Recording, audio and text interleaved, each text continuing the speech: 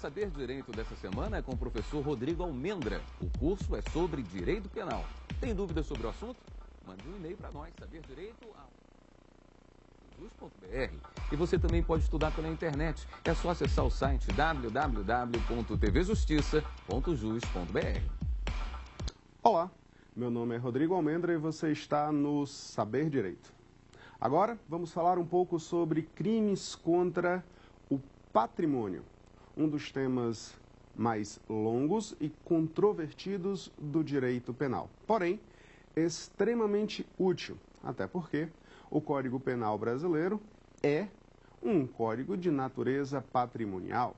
Não estou dizendo, obviamente, que a nossa legislação penal protege exclusivamente os crimes contra o patrimônio, seria um erro muito grosseiro, mas que os crimes mais severos ou com punições mais severas do nosso sistema jurídico são justamente os crimes contra o patrimônio. A exemplo da extorsão qualificada pelo resultado morte, a exemplo do latrocínio e de outros crimes que têm pena muito maior do que crimes contra a pessoa. A título de exemplo, uma lesão corporal leve que submeta a vítima a 29 ou mesmo exatos 30 dias hospitalizados tem pena de até 1 ano, enquanto que um crime de furto de um relógio tem pena mínima de 1 ano. Então, repare que os crimes contra o patrimônio têm uma tutela excepcional em direito penal. Mas exatamente que patrimônio nós estamos defendendo? O que é que está se protegendo na categoria dos crimes contra o patrimônio? Eu lembro que há muitos anos atrás, enquanto menino, eu morava em uma cidadezinha do interior chamada São José da Coroa Grande, fica no interior de Pernambuco. E aí, certa vez, apaixonado por uma cidadã, ela me deu de presente no final de umas férias uma caixinha de fósforo, né? E na caixinha de fósforo ela abriu e disse que tinha um beijo dentro da caixinha de fósforo e disse: tome aqui para você guardar de lembrança para mim, lembrança minha, né? E essa caixinha de fósforo foi furtada em uma bolsa que existia lá na época, a W da caixinha foi furtada. E aí se questiona, é esse tipo de patrimônio que se protege em direito penal? Protege-se em direito penal um patrimônio de cunho afetivo? A resposta não é fácil. E aí eu já inauguro um conjunto de polêmicas que existem na aula de hoje, divergências doutrinárias e mesmo divergências jurisprudenciais. O STJ tem entendimento no sentido de que, sim, se protege o patrimônio de valor afetivo. Uma foto de família, uma aliança que por si só não tem um valor agregado no ouro, mas o aspecto simbólico que a aliança represente, ou uma bijuteria que não tenha valor em si, mas a lembrança que a bijuteria traga, e assim por diante. O STF também tem esse entendimento. O STF já demonstrou decisões em que objetos de valor afetivo, e aí a jurisprudência em questão versava sobre um disco de ouro ganho por um compositor ou por um cantor que teve aquele disco subtraído, e levou isso a julgamento, dizendo, olha, não é quanto vale esse objeto em si, mas é quanto ele representa sentimentalmente por mim. Por outro lado, existem decisões do próprio STF do ano de 2012 dizendo que não é exclusivamente o aspecto sentimental, mas também o aspecto patrimonial. O fato é que o intérprete deve analisar em conjunto a relação patrimônio e a relação afetividade, de modo a não separar uma coisa da outra. Não de forma muito grosseira, ao ponto de se valorizar como milhões de reais uma tampa de Coca-Cola velha, usada e enferrujada. Isso simplesmente não teria sentido. Pois bem, se o direito penal protege patrimônio e ainda que esse patrimônio tenha valor afetivo, vamos colocar nesses termos, é importante seguir adiante se questionando que tipo de tutela patrimonial existe. Eu protejo a propriedade? Protejo, mas eu protejo também a posse? Sim, se protege a posse também. Antes que eu continue, para que isso não fique duvidoso ou nebuloso, entenda.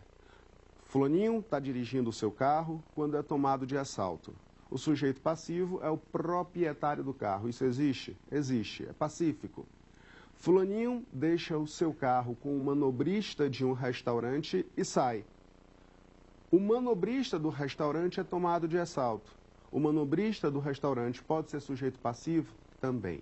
Então, o sujeito passivo pode ser tanto o proprietário quanto o possuidor do bem. Mas será que se protege também o detentor do bem? E isso me leva a um outro debate. Existe tutela penal dessa posse precária, dessa detenção? E existe uma pergunta popular que é mais ou menos assim: ladrão que rouba de ladrão, que a gente vai adaptar para furto, ladrão que furta de ladrão tem 100 anos de perdão? Obviamente que a brincadeira aí não vai funcionar, mas existe sim furto do furto. Então o ladrão que furta de outro ladrão pratica sim crime de furto.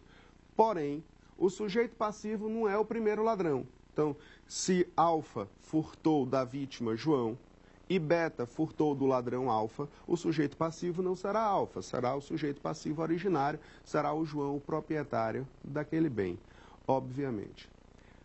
Outros aspectos um pouco mais polêmicos surgem a partir desse debate. E eu queria enfrentar alguns aspectos polêmicos, em especial para o nosso aluno de graduação que pode estar assistindo e que certamente vai estar assistindo a essa aula.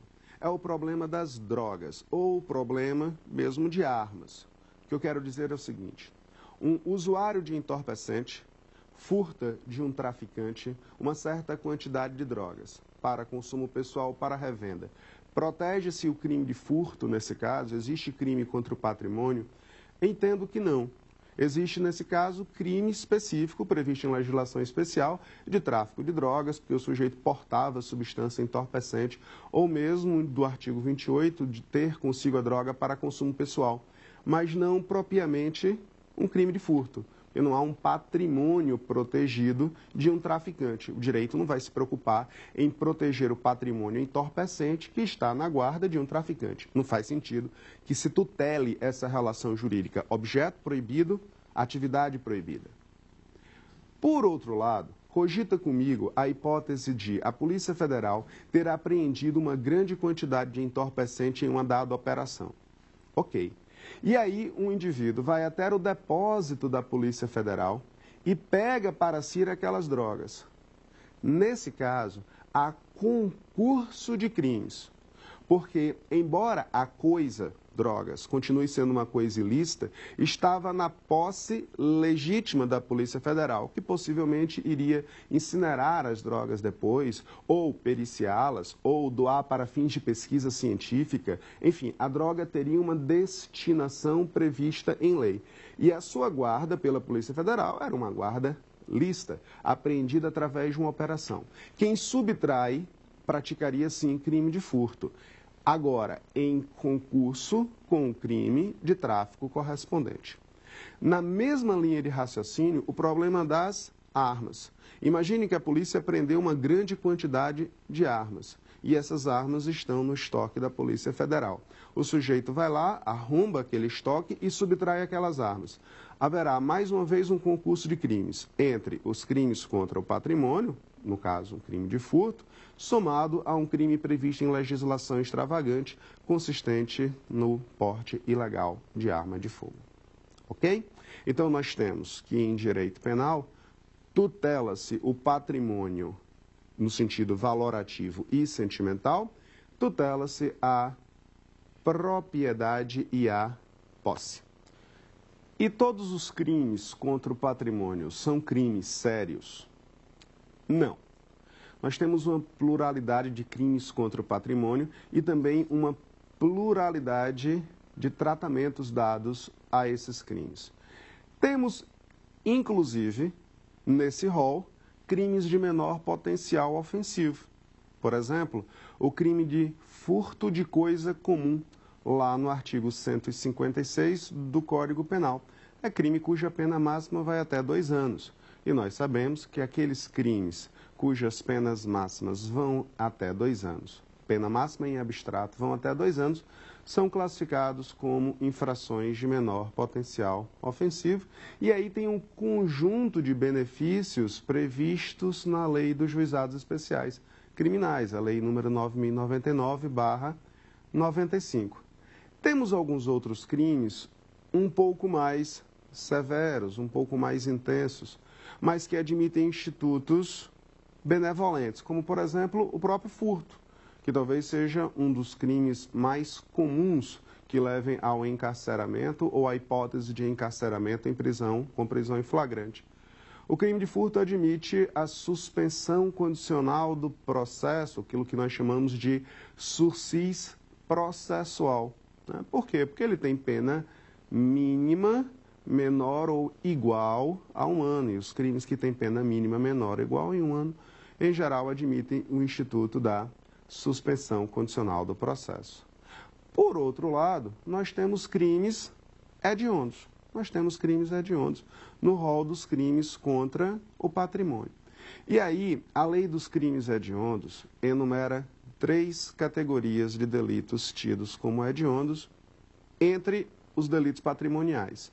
O latrocínio, artigo 157, parágrafo 3º.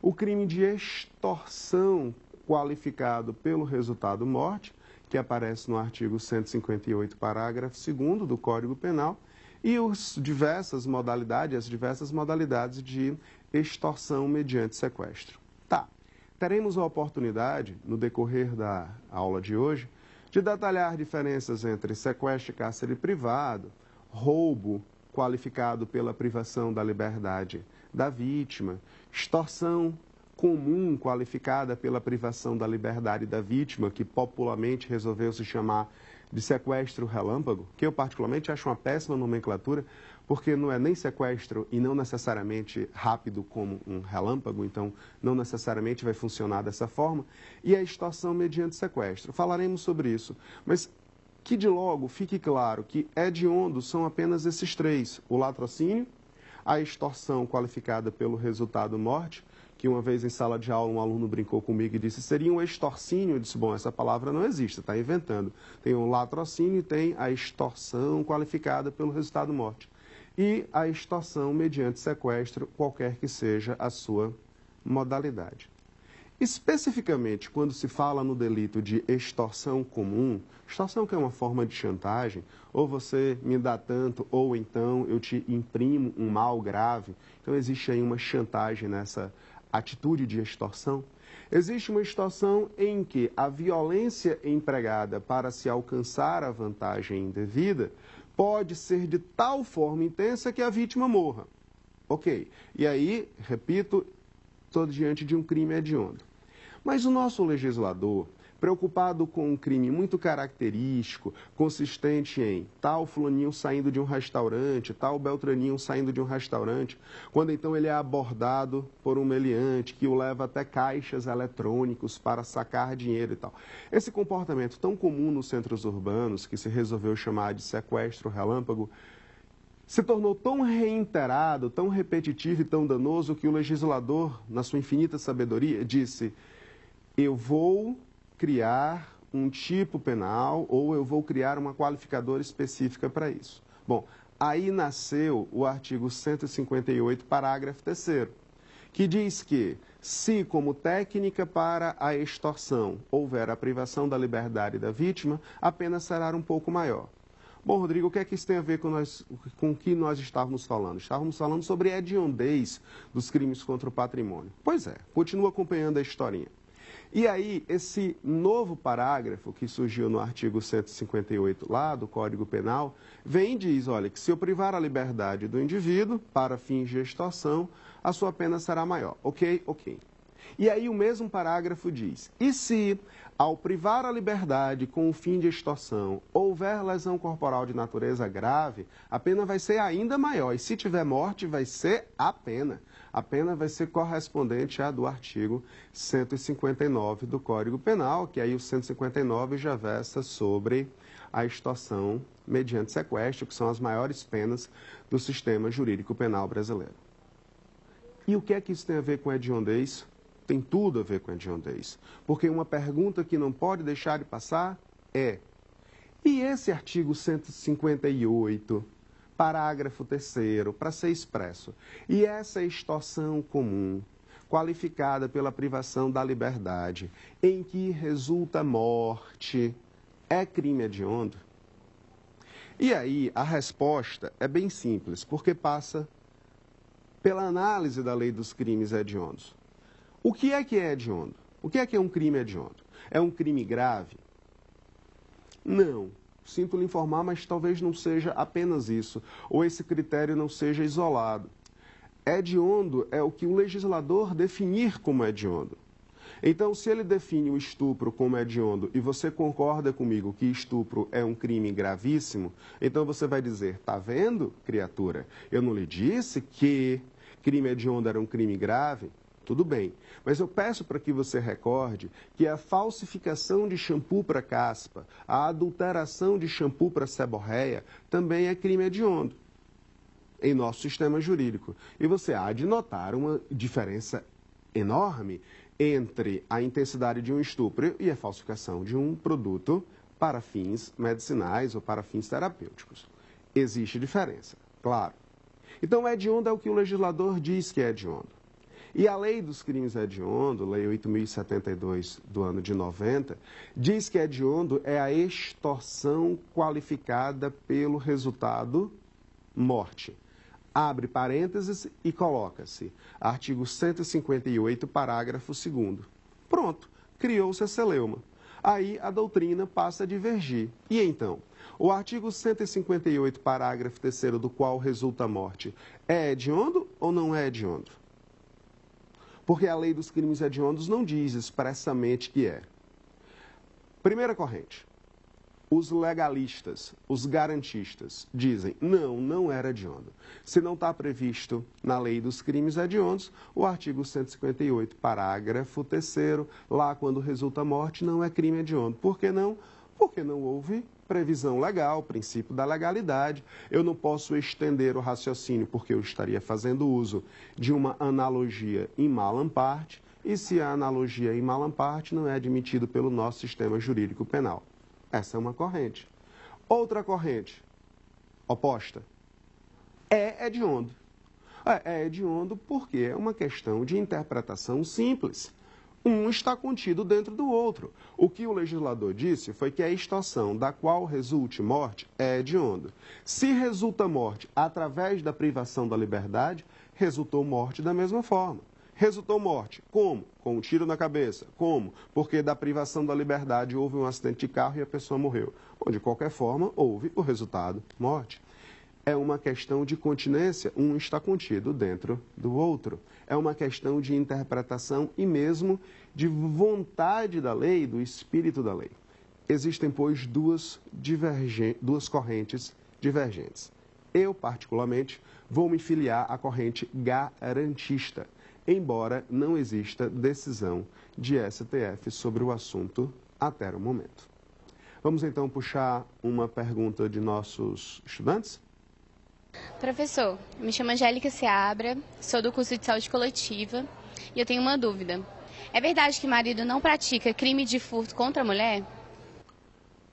Bom, a pergunta é bem interessante, né? Uma pergunta popular e interessante. Marido pode praticar crime contra a esposa, crime contra o patrimônio? Pode e não pode. Pode e não pode. É o seguinte, explica-se. Quando a gente fala em crime, imediatamente se refere ou se remete à ideia de uma pena natural. Não há crime sem lei anterior que o defina, nem há pena sem prévia cominação legal. Então a gente sempre associa a ideia de crime e de pena. Até porque não faria mesmo sentido que houvesse um crime sem pena, e menos ainda que se houvesse uma pena sem um crime. Entretanto, é possível que determinadas pessoas realizem condutas criminosas e que não sejam punidas. Existe isso sem que se fale em impunidade, sem que se fale em corrupção, sem que se fale em qualquer atitude desonesta. É uma questão de bom senso. Lá em Recife, certa vez, ocorreu de, em uma festa de casamento, o marido, o recém-marido, o sujeito que acabou de casar, né, todos ali felizes, comemorando, ele pega o microfone e diz que tem uma surpresa. E aí ele saca uma arma, atira na sua esposa e depois se mata. Houve crime? Sim, indiscutivelmente houve um crime de homicídio. Posso aplicar a pena ao sujeito? Não, ele está morto. Eu vou aplicar uma pena para ele de que forma? Vou condená-lo a ir para o inferno? E se não existir inferno? E se existir ele não for? E se ele existir eu for e ele não for? Eu não tenho como garantir o resultado prático desse tipo de punição metafísica, obviamente. E eu não posso aplicar uma pena para quem já não está entre nós. Então, existe sim a possibilidade de haver crime sem que exista pena. A morte é uma dessas possibilidades, mas existem outras de natureza jurídica, uma prescrição, existe crime, mas eu não posso mais aplicar a pena, né? Entre as inúmeras possibilidades, existe uma que nós chamamos de, ou algumas que nós chamamos de imunidades. Imunidades. Existem basicamente 4 grupos de imunidades. A parlamentar, super conhecida, a diplomática, prevista lá no decreto, na Convenção de Viena, a imunidade judiciária, para fins de injúria e difamação, prevista lá no Código Penal, e uma que eu gostaria de tratar um pouco mais agora, chamada de imunidade social. Imunidade social. Quem chama assim é o professor Fernando Galvão. A imunidade social, que no Código Penal aparece como escusa absolutória.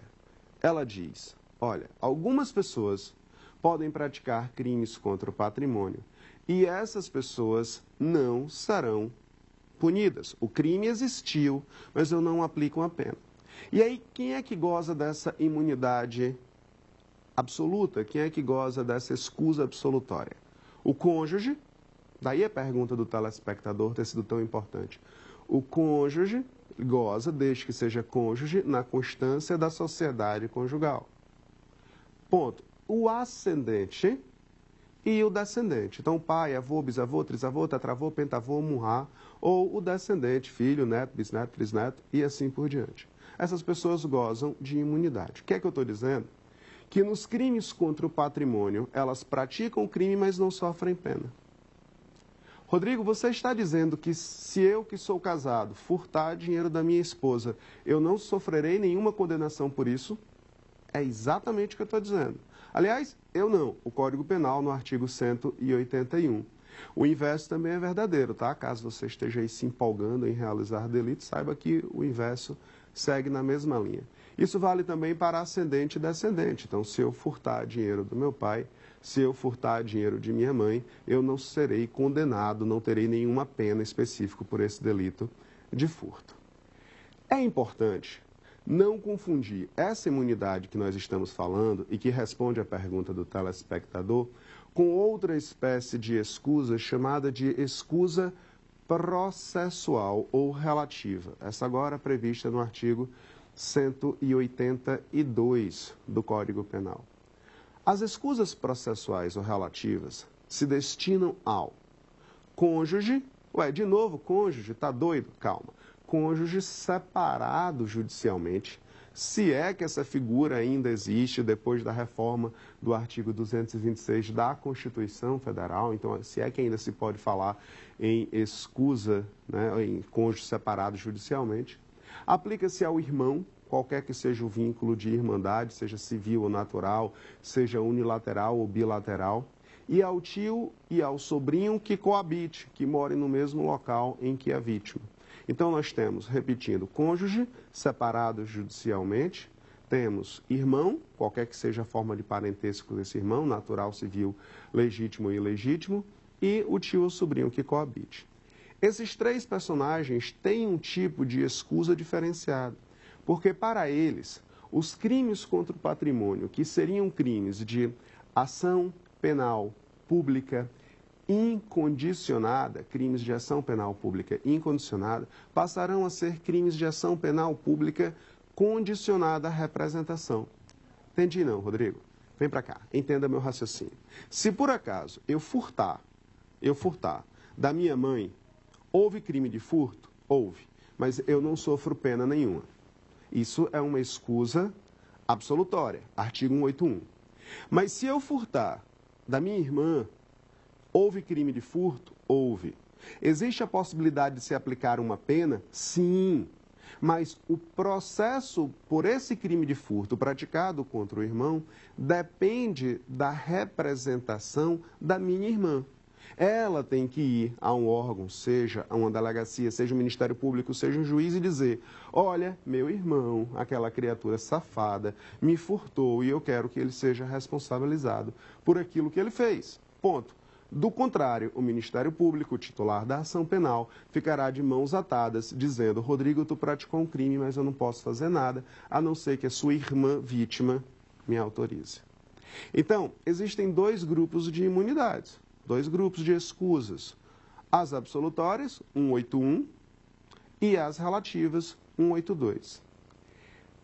Ambas as espécies de imunidade têm exceções. Vamos chamar de limites. E esses limites são importantes para que você não imagine que, se eu apontar uma arma para a cabeça de minha mãe e disser me dê dinheiro, e ela vai me dar dinheiro, eu estou isento de pena pelo simples fato de ser a minha mãe. Também, nem tanto ao céu, nem tanto ao inferno. Quem trata das exceções das imunidades é o artigo 183 do Código Penal, e a primeira exceção é justamente para aqueles crimes com violência ou com grave ameaça, crimes com violência ou grave ameaça. E aí nós temos, a título de exemplificação, crime de roubo, que é um crime violento ou com grave ameaça, o crime de extorsão, e aí as diversas extorsões são empregadas, tem emprego de violência ou de grave ameaça, um crime de usurpação com violência, crime de dano qualificado pela violência, enfim. Esses delitos patrimoniais com violência não se submetem aos, abre aspas, benefícios das imunidades, nem absoluta nem relativa. Como é que ficamos? Ficamos assim: se eu furtar a mamãe, pratico crime, mas não sofro pena. Se eu roubar mamãe, pratico crime e sim sofrerei uma pena correspondente a esse delito de roubo. Segunda exceção lá do artigo 183. Não se aplica a um crime. Não ficou claro. É assim, repare bem. Era uma vez Rodrigo, era uma vez o Cameraman 3. Rodrigo e Cameraman 3 se reúnem e vão até a casa de Rodrigo furtar, olha que eu estou em um crime sem violência e sem grave ameaça, furtar dinheiro do pai de Rodrigo. Repare, Rodrigo é filho, Rodrigo vai gozar do benefício. Então ele vai praticar crime de furto, vai, mas não vai sofrer pena nenhuma. Então eu estou livre de pena. E o Cameraman 3 que estava comigo? O Cameraman 3 vai praticar crime de furto, em coautoria com Rodrigo, mas vai sofrer uma pena. Ele não se beneficia das imunidades. A imunidade é particular e é intransferível. Terceira e última exceção às regrinhas das escusas. Para os idosos vítimas. Essa exceção, em verdade, é derivado de uma novela. Se você for um bom noveleiro, e os penalistas costumam ser bons noveleiros, vai lembrar que, em um dado momento, existia uma novela chamada Mulheres Apaixonadas. E que lá naquela novela, Mulheres Apaixonadas, tinha uma personagenzinha chamada Doris. Doris era uma criatura meio que rebelde, uma pessoa de má índole, e ela morava na mesma casa que os seus avós, dois atores que, por sinal, já estão mortos. E Doris levava dinheiro deles. E depois dizia que eles esqueciam e que eles estavam caducos, enfim, fazia um inferno na vida dos idosos. E há épocas, algumas reportagens foram feitas dizendo assim: que crime Doris pratica ao ter subtraído dinheiro da carteira dos avós? E a resposta era: olha, ela praticou um crime de furto, mas ela não pode ser punida por esse furto que ela praticou. Ah, não pode ser punida? Não. Mas por que não? Porque o artigo 181 não diz que ela é descendente, então o avô não é ascendente dela, não existe uma relação aí de ascendência e descendência, então ela goza dessa imunidade. Ah, tá, mas isso é muito injusto pelos velhinhos e tal. Pois bem, e aí o nosso legislador, sensível a essa valorização social, criou mais uma exceção. E agora, no nosso sistema jurídico, está assim: o filho pode subtrair dinheiro do pai sem que isso implique em pena? Pode, desde que o pai tenha menos que 60 anos. Então, veja que situação curiosa nós temos hoje. Meu pai, hoje, tem 59 anos. Então, se eu furtar dinheiro dele, eu pratico crime de furto, mas não sofro pena. Se meu pai furtar dinheiro de mim, ele pratica crime de furto, mas ele também não sofre pena. Ano que vem, papai vai ter 60 anos e alguns diazinhos. Então, se eu furtar dinheiro dele, eu praticarei crime de furto e sofrerei uma pena, porque agora eu não gozo mais do benefício, tendo em vista que a minha vítima tem seus 60 anos ou mais. Por outro lado, se ele furtar dinheiro de mim, eu não tenho 60 anos. Então, ele vai praticar crime de furto, mas ele não sofrerá a pena correspondente ao crime de furto. Bacana? E aí nós temos as estruturas das imunidades. Vamos chamar outra pergunta? Professor, meu nome é Caterine de Souza, eu faço Ciências Sociais na UNB e eu tenho uma dúvida. Existe diferença entre roubo e assalto? Não existe. A gente chama de assalto, na verdade, é uma terminologia popular, jornalística. Alguns crimes existem mais no universo jornalístico do que no universo jurídico. É curioso, assalto é um deles, crime de pedofilia é outro deles, rapto é outro deles. E aí a gente tem alguns problemas mesmo em tentar diferenciar a linguagem popular da linguagem jurídica, né? A título de exemplo, assalto, e quando se diz assim, assalto à mão armada, normalmente vem junto, né? Assalto é uma forma de subtração violenta, né? Pensa-se sempre em uma subtração violenta. E isso em direito recebe nome de roubo mesmo, recebe nome de roubo. A título de ilustração, quando se pensa, por outro lado, em pedofilia, fulaninho é um crime de pedófilo, né? Eu costumo dizer que pedofilia tecnicamente não é crime, né? Não é pedofilia em si, não existe um crime com essa nomenclatura. O que você tem é um estupro de vulnerável, você tem, por exemplo, crimes previstos lá no ECA, em que o sujeito demonstra algum comportamento de fotografar, veicular, contracenar, compartilhar, divulgar, publicar imagens envolvendo crianças e adolescentes, mas que repare que esse comportamento publicitário, vamos chamar assim, esse comportamento de fornecedor de material de mídias, não é aquilo que vem na mente das pessoas quando se fala em fulaninho é um pedófilo. Não se pensa que ele seja um editor de uma revista pornográfica, né? Eles pensam logo em um ato sexual. E o ato sexual em si é estupro de vulnerável, não é tecnicamente um crime de pedofilia. Outro exemplo na mesma linha da pergunta feita pelo nosso telespectador é a pergunta do rapto, né? Se diz assim, inclusive na novela recentemente se disse que o Heron queria raptar o seu filho, né? O Heron, se você acompanhar a novela da qual eu estou falando, o Heron queria raptar o filho. E aí raptar, se diz isso na linguagem popular, não tem nenhuma conexão com o antigo crime de rapto que existia no Código Penal, porque rapto era um crime de privação de liberdade com conotação sexual, né? Então, assim, se raptou o embaixador da Noruega de 93 anos. É muito fetiche, né? Olha lá o sujeito com 92 anos, eu vou raptar justamente aquele pobre senhor. Né? Eu olhei para ele com um olhar libidinoso, venha para cá, meu querido embaixador. Eu acho que não era isso que o jornalista queria dizer, mas me parece que foi isso que ele disse, do ponto de vista jurídico, propriamente, ele teria dito isso. E aí, voltando ao tema roubo e assalto, não há diferença, é uma expressão popular para um termo jurídico. Agora, o que a gente tem que fazer, e isso realmente é muito importante, é diferenciar os crimes contra o patrimônio. Talvez esse seja um dos aspectos mais importantes de nosso encontro hoje. Porque se a gente puder reunir os crimes contra o patrimônio em um conjunto de verbos, eu diria que nós teríamos, entre alguns verbos, o verbo de subtrair, o verbo de subtrair. Esse verbo é muito importante. Existe um outro verbo que é o constranger, apropriar, enganar, danificar e usurpar. Não sei se você está tomando nota dessa aula, mas isso é muito relevante para você. Deixa eu repetir. Subtrair, subtrair. O primeiro conjunto de crimes estão vinculados ao verbo subtrair. O próprio roubo da pergunta está vinculado ao verbo subtrair. Então, nós temos subtrair, nós temos constranger, nós temos apropriar, enganar, danificar e usurpar. Repare que a partir dos verbos vão nascer inúmeros crimes. Por isso é muito importante saber diferenciar os verbos e depois nós passamos para os agregados desses verbos que nos fazem pensar em diversos delitos. A diferença entre subtrair e constranger passa pela necessidade de participação da vítima. Entendi não, Rodrigo?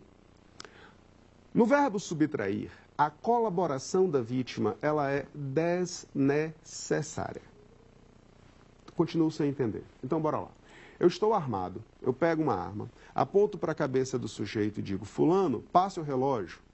Ela vira para mim e diz, passo não. Eu dou um tiro na cabeça dela, ela morre e eu pego o relógio. O relógio chegou até Rodrigo da mesma forma. Ou ela diz, passo sim, toma aqui o relógio. O relógio chegou até Rodrigo da mesma forma. Que bom seria se a vítima facilitasse a vida do criminoso e entregasse o diabo desse relógio. Mas também se ela não entregar, o criminoso conseguirá alcançar o seu fim. A colaboração da vítima é desnecessária. Pode ocorrer, mas não é fundamental para a obtenção do lucro. Já nos crimes que envolvem o verbo constranger, a colaboração da vítima é fundamental. Ou a vítima colabora, ou o criminoso não alcança o seu fim de lucro. Exemplo, o sujeito aponta uma arma para a cabeça de alguém e diz, ou você assina um cheque no valor de R$10.000, ou então você morre. A vítima pode dizer, assino não, então você morre. Bem, mas eu também não peguei o cheque. Ou ela pode dizer, assino, e aí ela assina e eu pego o cheque. A única forma que eu tenho de conseguir esse cheque é se ela colaborar. Outro exemplo, ei, me dá aí a senha do teu cartão de crédito. Ou você me dá a senha do cartão de crédito, ou você morre. E aí a pessoa diz, nem a pau, Juvenal, de jeito nenhum, não te dou isso. E aí a pessoa morre, mas eu também não consigo a senha do cartão de crédito dela. Ou ela me dá a senha, e aí eu consigo obter a vantagem devida. Repare que em situações tais, a colaboração da vítima é fundamental. A colaboração da vítima é fundamental. Perceberam a sutil diferença entre subtração e constrangimento? Porque aí eu já passo para outra diferença. A diferença entre subtrair e apropriar. Qual é a diferença entre subtração e apropriação? É simples. A subtração exige aquilo que nós chamamos de posse, vigiada ou ausência de posse. Entendi não, Rodrigo? Calma. Enquanto que a apropriação exige aquilo que se chama de posse desvigiada. Preciso que vocês notem uma sutil diferença. Hipótese 1. Vamos analisar em hipóteses. Eu vou a uma universidade, pego um dos livros existentes nas diversas gôndolas, sento em uma bancada de estudo e começo a ler. E ali eu estou lendo sobre as influências da fase da Lua na reprodução da borboleta amarela. Então, estou ali lendo, né? Muito bacana, a Lua minguante, então a borboleta faz assim, a borboleta faz assado. Eu me apaixono pelo livro, coloco o livro dentro de uma bolsa com cobertura de chumbo ou antidetectora de metais, passo pelo sistema de controle de livros da biblioteca e vou embora. Nesse caso, eu pratiquei o furto do livro ou a apropriação indébita do livro. Repare que o exemplo, embora grosseiro, ele segue exatamente a mesma linha de quem vai a uma loja C&A, a uma loja Riachuelo ou qualquer outra loja de shopping e subtrai roupas que coloca em um provador e ele dá um jeito de tirar o dispositivo eletrônico e leva aquelas roupas para si. Então, é algo que se reitera socialmente. Nesse caso, existiu subtração ou apropriação? E a resposta é simples. Existiu subtração. O crime em questão é furto. Ou é porque ele não tinha posse do bem? Bom, ele tinha, mas era uma posse vigiada. Esse tipo de posse vigiada não caracteriza a apropriação indébita. A apropriação indébita exige uma posse desvigiada. Segunda hipótese. Eu te empresto um livro. O livro vai ficar contigo, eu não vou ter vigilância sobre o livro, mas eu confio em você. Eu confio que quando você terminar de ler o livro, você vai me devolver o danado do livro. E aí eu te empresto. E aí você lê o livro, se apaixona pelo livro e diz, para que eu vou devolver esse livro para Rodrigo? Ele que se dane, o livro vai ficar muito mais feliz comigo, é a felicidade do livro, né, do leitor. O livro vai ficar muito mais feliz comigo do que com o Rodrigo, então eu não vou devolver esse livro de jeito nenhum. Repare que agora ele tinha a posse desvigiada do bem e deixa de ser um crime de furto e figura agora como apropriação indébita. Seguindo o barco. E qual é a diferença de uma apropriar para um enganar? Apropriar para enganar. Isso me lembra uma história que eu vivi com um professor amigo meu, lá de Pernambuco, do interior de Pernambuco, que foi mais ou menos assim. O pai desse sujeito era Era, estou conjugando no passado. Era padre, a mãe dele era freira, o pai largou a batina, a mãe largou os votos, se casaram, formaram uma família linda. E ele herdou alguns livros desse pai dele. E um dos livros que ele herdou, chamado Malleus Maleficarium, o Martelo das Feiticeiras, era um livro que trata de um processo penal de caça às bruxas, ainda na época da Idade Média. Então era um livro histórico que eu sabia da existência, mas que nunca tinha lido e que queria ler por ser um apaixonado pelas ciências jurídicas penais. E aí ele tinha esse livro e disse, rapaz, detalhe, não é que ele tivesse o livro impresso lá em 1400, não é isso que eu estou dizendo. Ele tinha uma edição da década de 80, mas que estava em português, com anotações em latim e tal. Enfim, não era um livro esgotado, mas era um livro difícil de achar e ele tinha. Ele disse, me empresta o livro. E ele me emprestou. Eu pensei que ia ser uma leitura extremamente chata, né? E que iria, enfim, devolvê-lo no dia seguinte. Mas o livro é apaixonante, é muito engraçado o livro. O livro tem coisas curiosíssimas, né? Sobre bruxaria, sobre quem pode ser testemunha em um processo de bruxaria. O fato é que eu me apaixonei pelo livro. Dado tanto, ele virou para mim e disse assim, Rodrigo, e o livro de papai? Aí eu virei para ele e disse, que livro de papai? Aí ele disse, o livro de papai que eu lhe emprestei. Eu disse, meu amigo, entenda, esse livro não vai ficar feliz na sua prateleira, né? Primeiro que seu pai já lhe deu, e você é civilista, você não é penalista. Isso não vai ficar legal em uma prateleira de um civilista. Deixa esse livro comigo. E eu me apropriei do livro, né? E fiquei com o livro. O crime em pauta, que eu pratiquei há muitos anos atrás, já prescrito, antes que você pense, né, em tomar qualquer atitude, esse crime já prescreveu e era uma apropriação indébita. O sujeito ficou um pouco chateado comigo, o tempo passou um tanto e a vida continuou. Depois a gente se aproximou de novo, ele voltou lá em casa e disse assim, ô Rodrigo, diga fulano, e essa coleção, veja que já não era mais livro, né? E essa coleção que tu tens aqui de Maria Helena Diniz? Maria Helena Diniz é uma autora bem conhecida de direito civil. E aí ela não tem um livro, né? Ela tem uma coleção inteira de direito civil. Aí eu disse, o que é que tem a coleção, fulano? Ele disse, rapaz, tu me empresta para eu dar uma olhadinha? Bom, eu não podia negar, né? Porque ele tinha me emprestado a questão de confiança, né? Mas eu sabia que aquela coleção provavelmente não voltaria. Mas eu disse, tá, leva, né? Você não quer levar o volume 3, não. Não queria levar a coleção. E ele nunca devolveu essa coleção, nunca.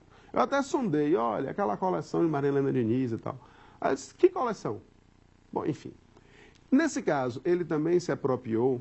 E a resposta não. A resposta não. Nesse caso, já não foi mais uma apropriação indébita. Agora, o que nós estivemos foi um estelionato. O verbo é enganar, é obter mediante indução em erro. Ué, mas qual foi a diferença que eu não percebi?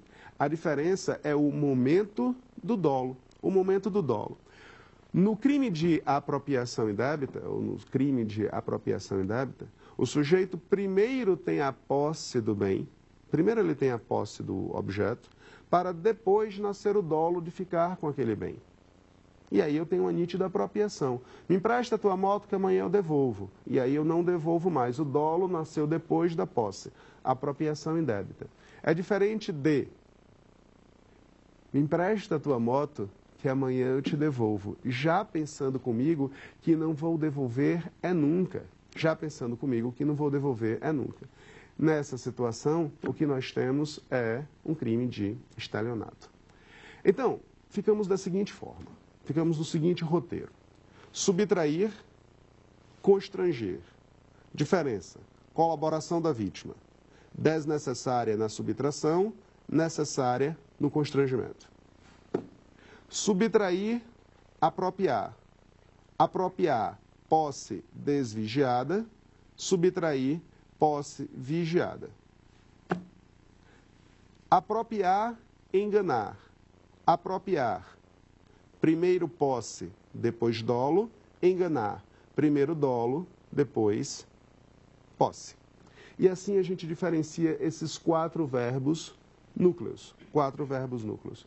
E daí existem as diversas formas de crimes contra o patrimônio. A título de ilustração, no verbo subtrair, aí nós começamos a bifurcar. De que forma vamos subtrair? Nós vamos subtrair fazendo uso de violência. Opa, então virou roubo. Ah, nós vamos subtrair aproveitando das facilidades que o meu cargo público me oferece. Então, o sujeito que trabalha na TV Justiça, ele tem, por trabalhar aqui, mais chance de subtrair uma câmera de alta resolução. Então, bom, se o sujeito é funcionário público e ele subtrai um objeto valendo-se das facilidades, o crime já virou peculato impróprio, já saiu do rol dos crimes contra o patrimônio e foi lá para o 312, parágrafo 1º do Código Penal. Ah, mas eu resolvi subtrair aproveitando-se das facilidades do momento, mas sem fazer uso de violência ou de grave ameaça. Ah, então foi um furto. E tudo isso está vinculado ao verbo subtrair. É isso que eu acho importante o senhor observar. Que o mesmo verbo subtrair está dando margem a diversos tipos penais distintos. Na mesma linha, ah, eu vou constranger. Tá, mas tu vai constranger como? Tu vai ameaçar como? Eu vou ameaçar assim, ó, eu sou um sujeito bruto. Ou você assina um cheque ou então você morre. Então é uma extorsão. Não, eu tenho outra forma de ameaçar. Eu vou dizer o seguinte, ou você assina um cheque no valor de R$10.000, ou eu que sou delegado de polícia te prendo, ainda que injustamente. Opa, então peraí. Eu não estou utilizando mais de uma arma na cabeça para te constranger, eu estou utilizando dos critérios do meu cargo para te constranger. Deixou de ser uma extorsão e passou a ser um crime de concussão, lá nos crimes contra a administração pública, artigo 316 do Código Penal. Eu sei, é muito em uma aula só, concussão, extorsão, eu sei, é demais. Mas eu preciso que você observe que o verbo praticado basicamente é o mesmo. Embora se diga que concussão é exigir e que extorsão é constranger, a exigência se dá através de um constrangimento. E o sujeito constrange para exigir. Então, não vai ser aí o critério diferenciador.